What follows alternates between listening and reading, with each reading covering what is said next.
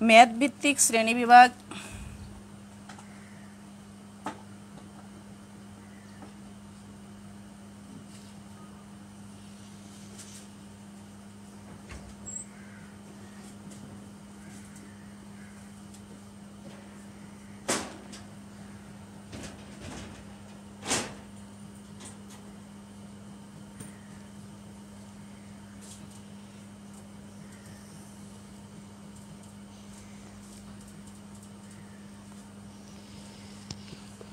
সংগঠন কাঠামো ভিত্তিক শ্রেণীবিভাগ।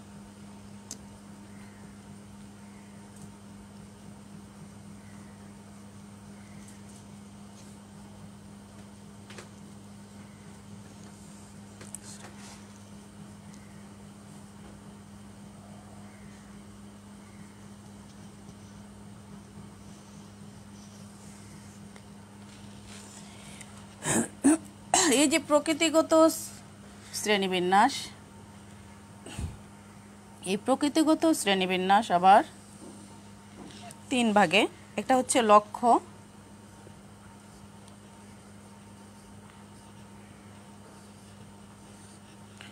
একটা হচ্ছে স্থায়ী পরিকল্পনা,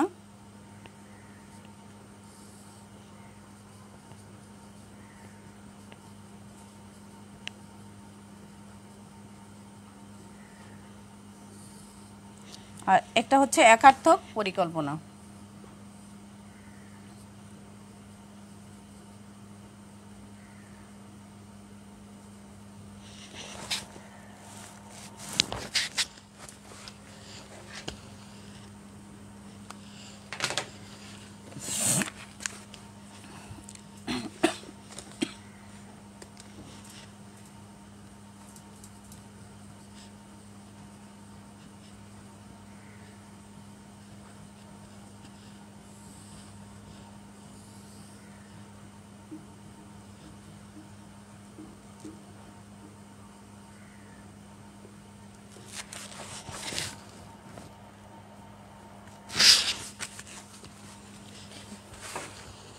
প্রকৃতিগত শ্রেণীবিন্যাস বা শ্রেণীবিভাগ, যেটা প্রকৃতিগত শ্রেণীবিভাগের মধ্যে আছে হচ্ছে লক্ষ্য, স্থায়ী পরিকল্পনা, এটা হচ্ছে একার্থক পরিকল্পনা। এই লক্ষ্যটা কি? পরিকল্পনার অভিপ্রেত ফলকে লক্ষ্য বলে। এরূপ অভিপ্রেত ফল বা লক্ষ্য অর্জনের জন্য প্রতিষ্ঠানের সকল উপাদান ও কর্মপ্রচেষ্টাকে কাজে লাগানো হয়। এর আগে আমরা একটা উদাহরণস্বরূপ বলছিলাম ক্লাসে যে কোনো উৎপাদনকারী প্রতিষ্ঠানের বা কোনো বিক্রয়কারী প্রতিষ্ঠানের আমরা 10% বিক্রয় বৃদ্ধি করব অথবা 10% উৎপাদন বৃদ্ধি করব, এটাই হচ্ছে লক্ষ্যের উদাহরণ। সার্বিকভাবে প্রতিষ্ঠানের জন্য একটি লক্ষ্য ঠিক করা হয়। এর আলোকে বিভিন্ন বিভাগ বা স্তরে অধিলক্ষ্য নির্ধারণ করা হয়। পরিধি ও প্রকৃতি অনুযায়ী লক্ষ্যকে উদ্দেশ্য, মিশন, সময় লক্ষ্য, বাজেট লক্ষ্য বা কোটা, টার্গেট ইত্যাদি নামে অভিহিত করা হয়ে থাকে। 2 নম্বর হচ্ছে স্থায়ী পরিকল্পনা। আমরা নাম থেকেই বুঝতে পারি স্থায়ী পরিকল্পনা। যে পরিকল্পনা প্রতিষ্ঠানে একবার গৃহীত হওয়ার পর নতুন কোনো পরিকল্পনা গ্রহণ বা নতুন কোনো অবস্থা সৃষ্টি না হওয়া পর্যন্ত বারবার ব্যবহৃত হয় তাকে স্থায়ী পরিকল্পনা বলে। যে পরিকল্পনা প্রতিষ্ঠানে একবার গৃহীত হওয়ার পর নতুন কোনো পরিকল্পনা না আসা পর্যন্ত বারবার সেটা ব্যবহৃত হয় তাকেই স্থায়ী পরিকল্পনা বলে। একই ধরনের সমস্যা বা অবস্থা মোকাবেলার জন্য এই ধরনের পরিকল্পনা প্রণীত হয় এবং বারবার ব্যবহৃত হয়। ফলে ঊর্ধ্বতনদের যেমনি এটা সুবিধা হয়, বারবার কোনো পরিকল্পনা করতে হয় না এবং বারবার অধস্তনদেরকে অবহিত করতে হয় না, এবং অধস্তনরা দেখা যায় বারবার একই কাজ করতে যায়, তারা দক্ষ হয়ে ওঠে এবং কি সেই কাজগুলোতে তাদের ভুল কম হয়। এই যে স্থায়ী পরিকল্পনার মধ্যে আছে কয়েক ধরনের। একটা হচ্ছে নীতি। এই স্থায়ী পরিকল্পনার মধ্যে নীতি, তারপর আছে প্রক্রিয়া, পদ্ধতি, কৌশল। প্রক্রিয়া, পদ্ধতি, কৌশল, নীতি হচ্ছে প্রতিষ্ঠানের একই ধরনের সমস্যার ক্ষেত্রে সিদ্ধান্ত গ্রহণের পূর্ব নির্ধারিত আদর্শ বা সাধারণ নির্দেশনাকেই নীতি বলে। সিদ্ধান্ত গ্রহণে কার্য সম্পাদনে নীতি ব্যবস্থাপকদের বিশেষভাবে সহায়তা করে। কোনো প্রতিষ্ঠানের নগদ বিক্রয়ের নিয়ম, যেমন এমন প্রতিষ্ঠান আছে সেখানে কোনো বাকি বিক্রি করবে না, তাদের নীতি হচ্ছে আমরা নগদে বিক্রয় করব, এটা একটা নীতি তাদের। নগদ বিক্রয় ছাড়া তারা বাকি কোনো বিক্রি করবে না।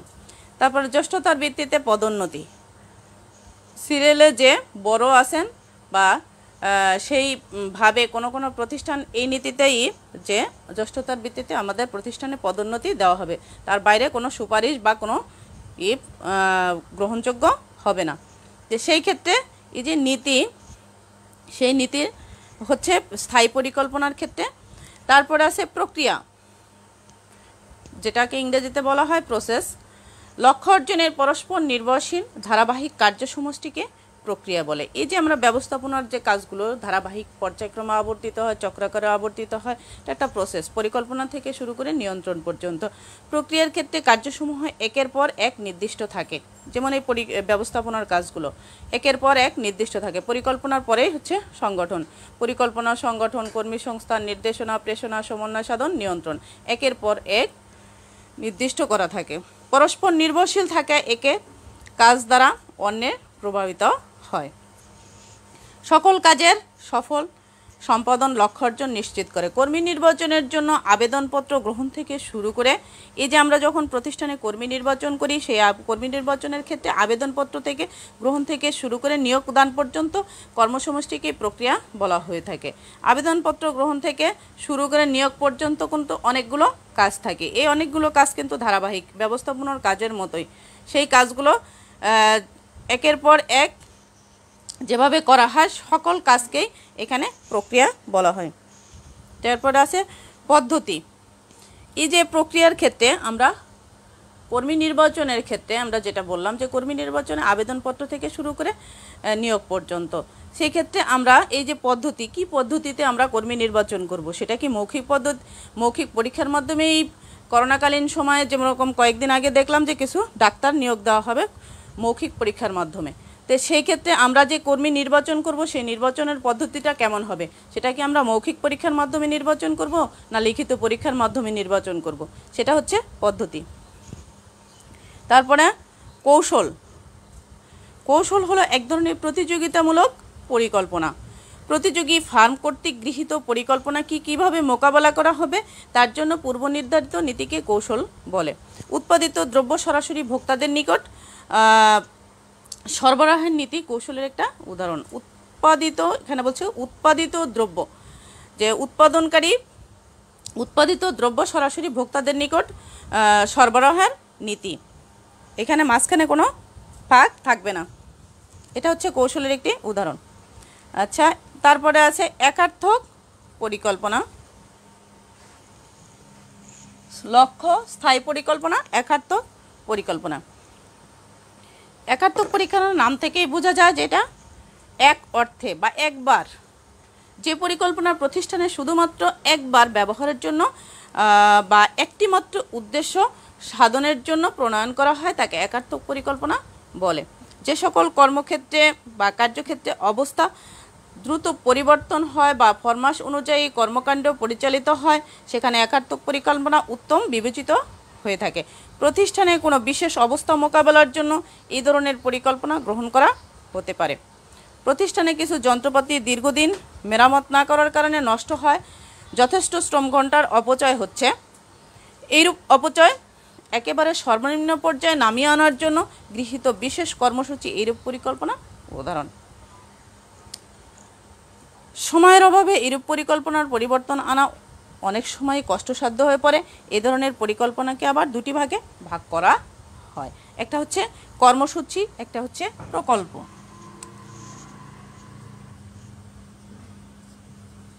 কর্মসূচি আর একটা হচ্ছে প্রকল্প। এই কর্মসূচিটা হচ্ছে কি কোনো বিশেষ লক্ষ্য অর্জনের জন্য যে বড় ধরনের পরিকল্পনা গৃহীত হয় তাকে কর্মসূচি বলে। বাংলাদেশে খাবার পানিতে আর্সেনিক দূষণ রোধ করার জন্য গৃহীত বড় ধরনের পরিকল্পনা এর উদাহরণ। পোলিও রোগ নিরূপণের জন্য গৃহীত পরিকল্পনা, প্রতিষ্ঠানের পুরনো সকল যন্ত্রপাতি সরিয়ে নতুন যন্ত্রপাতি বসানোর পরিকল্পনাকে কর্মসূচি বলা হয়। প্রকল্প কর্মসূচির আওতায় বিশেষ বিশেষ কার্য সম্পাদনের প্রতিটা পরিকল্পনা প্রকল্প বলে। আর্সেনিক দূষণ রোধে অনেকগুলো পরিকল্পনার সাথে দূষণযুক্ত টিউবওয়েল শনাক্তকরণের পরিকল্পনাকে এটা প্রকল্প হিসেবে গণ্য করা হয়। যেমন বাড়ি বাড়ি এসে দেখা যায়, প্রজেক্টের লোকগুলো বাড়ি বাড়ি এসে দেখা যায় অনেক কর্মী এটা পরীক্ষা করে লাল রং এবং সবুজ রং দিয়ে থাকে।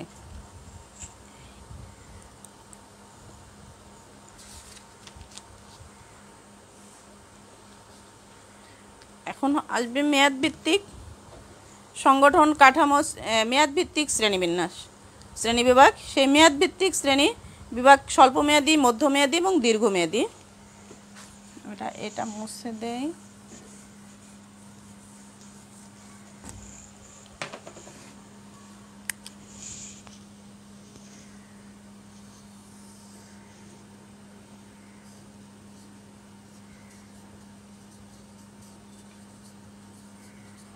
স্বল্পমেয়াদী পরিকল্পনা, মধ্যমেয়াদী পরিকল্পনা,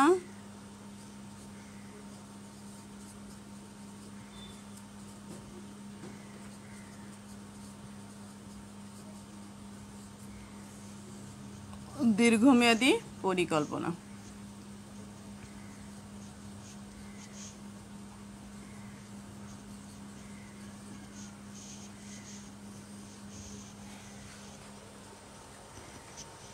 স্বল্পমেয়াদী পরিকল্পনা, এই মেয়াদভিত্তিক শ্রেণীবিভাগকে আবার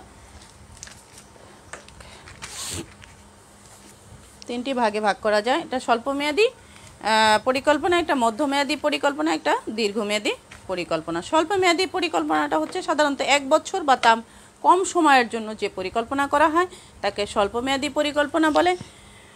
আর মধ্যমেয়াদী পরিকল্পনাটা হচ্ছে 1 বছর, ওখানে হচ্ছে 1 বছর বা তার কম সময়ের জন্য যে পরিকল্পনাটা, আর এখানে হচ্ছে 1 বছরের অধিক ও সর্বোচ্চ 5 বছরের জন্য গৃহীত পরিকল্পনাকে মধ্যমেয়াদী পরিকল্পনা বলা হয়। তারপরে দীর্ঘমেয়াদী পরিকল্পনাটা হচ্ছে 5 বছর। ওই স্বল্পমেয়াদী 1 বছরের মধ্যে, মধ্যমেয়াদী 1 বছর থেকে 5 বছর, আর দীর্ঘমেয়াদী পরিকল্পনাটা হচ্ছে 5 বছরের অধিক যে কোনো সময়ের জন্য এই ধরনের পরিকল্পনা গৃহীত হয়। ব্যবসা প্রতিষ্ঠানে যে স্ট্র্যাটেজি নির্দিষ্ট করা হয় তা এই ধরনের পরিকল্পনার উদাহরণ। আর স্বল্পমেয়াদী পরিকল্পনাটা হচ্ছে প্রতিষ্ঠানের বিভাগীয় উপবিভাগীয় পর্যায়ে যে সকল পরিকল্পনা গৃহীত হয় তা স্বল্পমেয়াদী পরিকল্পনার উদাহরণ। যেমন বার্ষিক পরিকল্পনা আওতায়, ত্রৈমাসিক, মাসিক, সাপ্তাহিক পরিকল্পনা সবগুলোই এই পরিকল্পনার আওতায়। মধ্যমেয়াদীটা হচ্ছে ব্যবসা প্রতিষ্ঠানের কর্পোরেট লেভেল এবং রাষ্ট্রীয় পর্যায়ে এই ধরনের মধ্যমেয়াদী পরিকল্পনা গৃহীত হতে দেখা যায়। সরকারের পঞ্চবার্ষিকী পরিকল্পনা একটি উদাহরণ। পরে আছে সংগঠন কাঠামো ভিত্তিক শ্রেণীবিন্যাস বা শ্রেণীবিভাগ। সংগঠন কাঠামো ভিত্তিক শ্রেণীবিন্যাস, এই সংগঠন কাঠামো ভিত্তিক শ্রেণীবিন্যাসের মধ্যে আছে স্ট্র্যাটেজিক বা কৌশলমূলক পরিকল্পনা,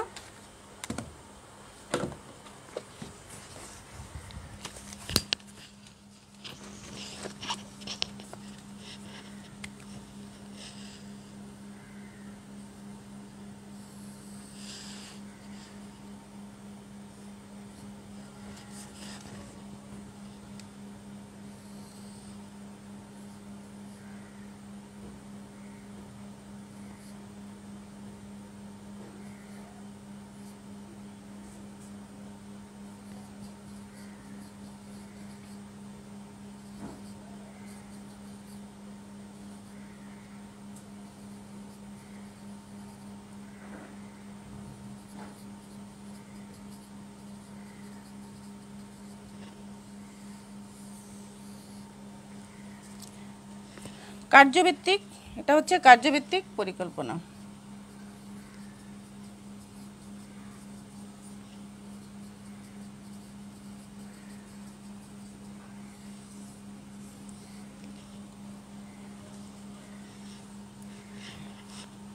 এই কার্যভিত্তিক পরিকল্পনা আবার 3 ভাগে বিভক্ত। এটা হচ্ছে বিভাগীয়, একটা আঞ্চলিক, একটা হচ্ছে সামগ্রিক।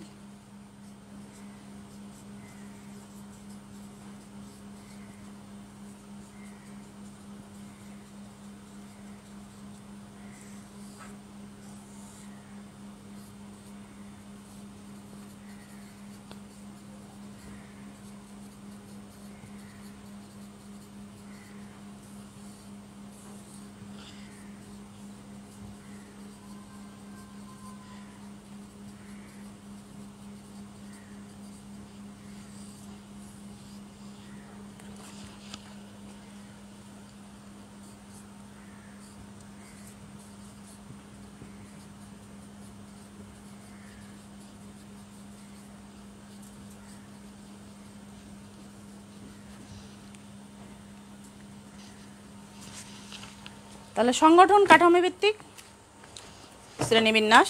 সংগঠন কাঠামো ভিত্তিক শ্রেণীবিন্যাসের মধ্যে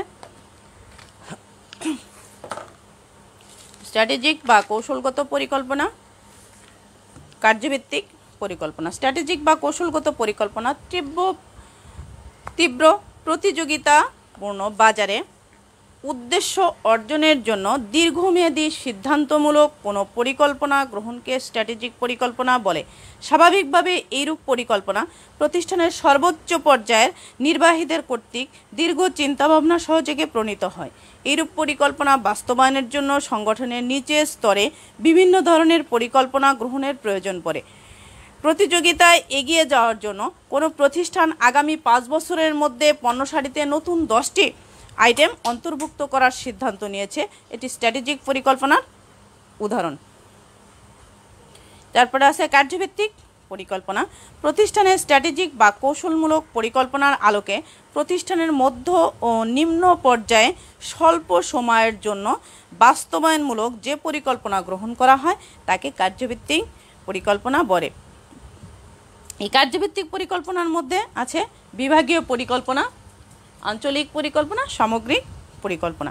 বিভাগীয় পরিকল্পনাটা হচ্ছে প্রতিষ্ঠানের পৃথক পৃথক বিভাগের জন্য পরিকল্পনা প্রণয়ন করা হলে তাকে বিভাগীয় পরিকল্পনা বলে। কার্যভিত্তিক বিভাগ খোলা হলে সেই ক্ষেত্রে উৎপাদন, ক্রয়, বিক্রয় ইত্যাদি বিভাগের জন্য প্রণীত পরিকল্পনা এর মধ্যে পড়বে। এরূপ বিভাগের অধীন উপবিভাগ ও কর্মকেন্দ্রের পরিকল্পনা এর অধীন। দ্রব্যভিত্তিক বিভাগ খোলা হলে সেক্ষেত্রে বিভিন্ন দ্রব্যভিত্তিক বিভাগের গৃহীত পরিকল্পনা, এই ধরনের পরিকল্পনা বিবেচিত হবে। তারপরে আছে আঞ্চলিক পরিকল্পনা, অঞ্চল ভিত্তিক, যেটা যে সকল প্রতিষ্ঠানের কার্যাদি বিভিন্ন অঞ্চলে বিস্তৃত থাকে সেই ক্ষেত্রে আঞ্চলিকভাবে পরিকল্পনা গ্রহণ করা যায়। বহুজাতিক কোম্পানিসমূহ তাদের বিভিন্ন অঞ্চলে প্রতিষ্ঠিত ব্যবসায়ের জন্য আলাদা আলাদা পরিকল্পনা নিলে তা আঞ্চলিক পরিকল্পনা হিসেবে গণ্য হয়। একটা প্রতিষ্ঠানের বিক্রয় বিভাগ বিভিন্ন অঞ্চলের জন্য জোনাল পরিকল্পনা গ্রহণ করতে পারে। তারপরে আছে সামগ্রিক পরিকল্পনা, মাস্টার বা সামগ্রিক পরিকল্পনা।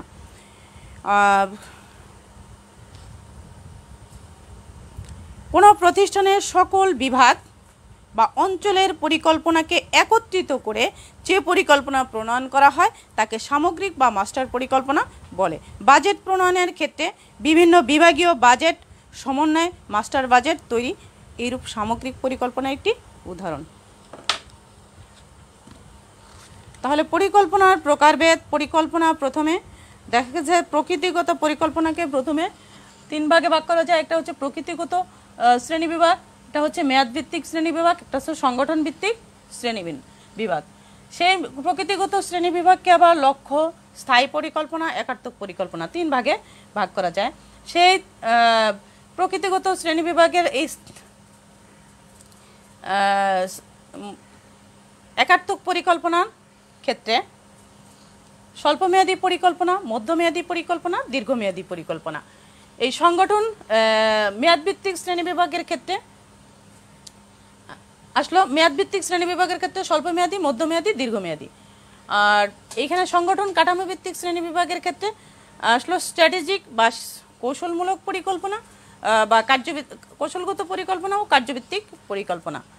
তারপরে এইখানে কার্যভিত্তিক পরিকল্পনার ক্ষেত্রে আসলো বিভাগীয় পরিকল্পনা, আঞ্চলিক পরিকল্পনা, সামগ্রিক পরিকল্পনা।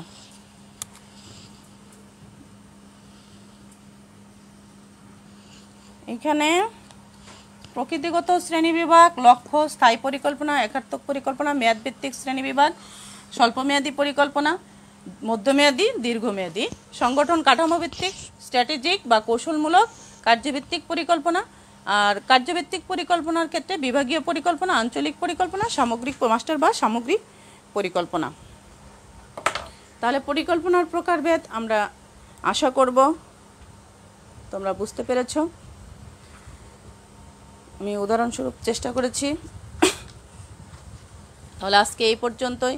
তোমরা ভালো থাকো, সুস্থ থাকো, নিরাপদে থাকো। এই কঠোর লকডাউনের সময় যেভাবে স্বাস্থ্যবিধি মেনে জরুরি প্রয়োজন ছাড়া বাইরে যাওয়া যাবে না, ঘরেই থাকতে হবে, নিরাপদে থাকতে হবে, আর বাসায় বসে পড়াশোনা করতে হবে।